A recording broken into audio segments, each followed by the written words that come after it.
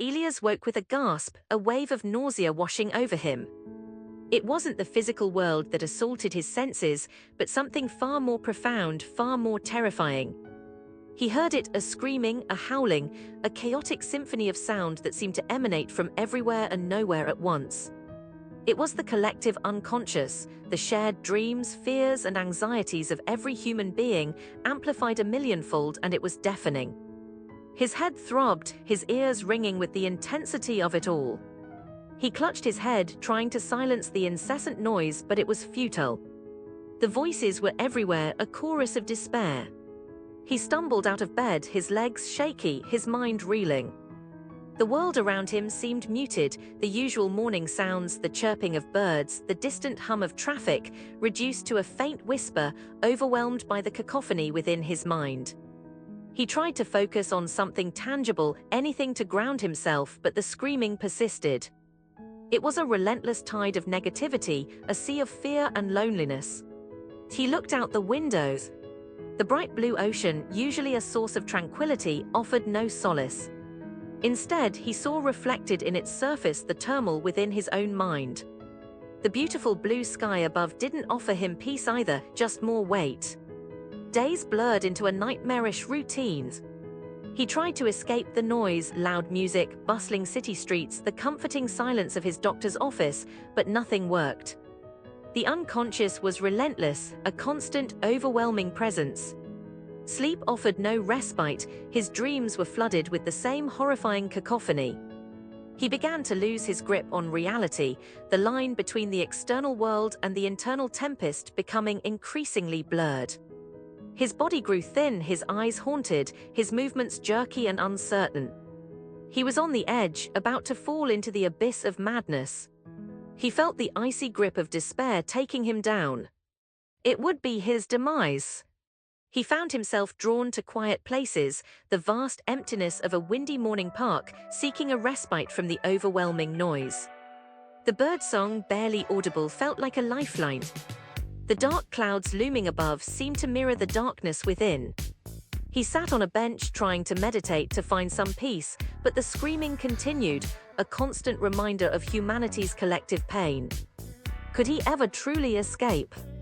Would it always be there? He sought help, consulting psychologists, neurologists, spiritual leaders. Their words of comfort, their attempts to explain his condition, felt like whispers in a hurricane. Nothing seemed to work, only silence could help him.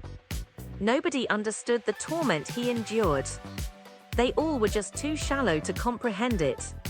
Nothing could stop him from this nightmare, only his death. Slowly, though, a subtle shift occurred. Amidst the screaming, he began to hear other sounds, faint at first, then gradually stronger, whispers of hope, glimmers of joy, fragments of love and compassion.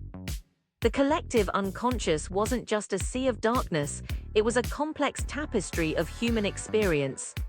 He started to focus on these quieter notes, nurturing them, allowing them to grow in strength.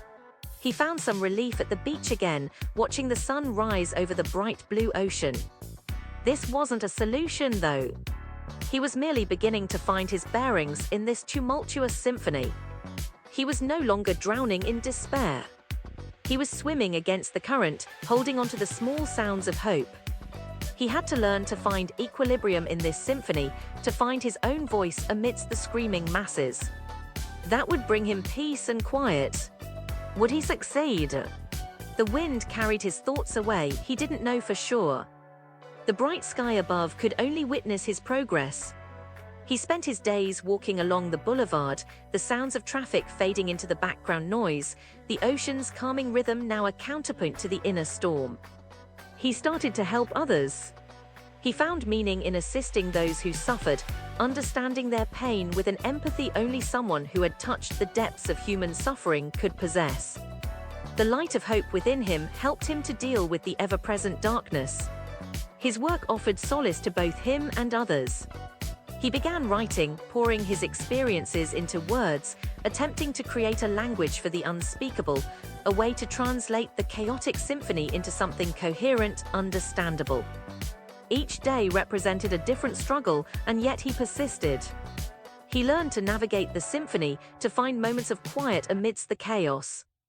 It wasn't silence but a newfound understanding, an acceptance of the totality of human experience. He continued to struggle but no longer alone. He found his voice and his purpose. This acceptance gave him the peace he sought. He was finally free. The bright blue ocean reflected his inner peace. His future was now bright and clear, and yet it was full of surprises. He was ready to embrace them. The birds chirped cheerfully in the blue sky above. He had won. The dark clouds of despair were a memory of the past now. He walked along the shore one day. He saw a family playing on the sand. Their laughter danced across the breeze. He heard those joyous voices within the symphony, distinct, clear, and strong. He felt a calmness wash over him. Finally, he was able to hear the melody of love within the cacophony of the unconscious.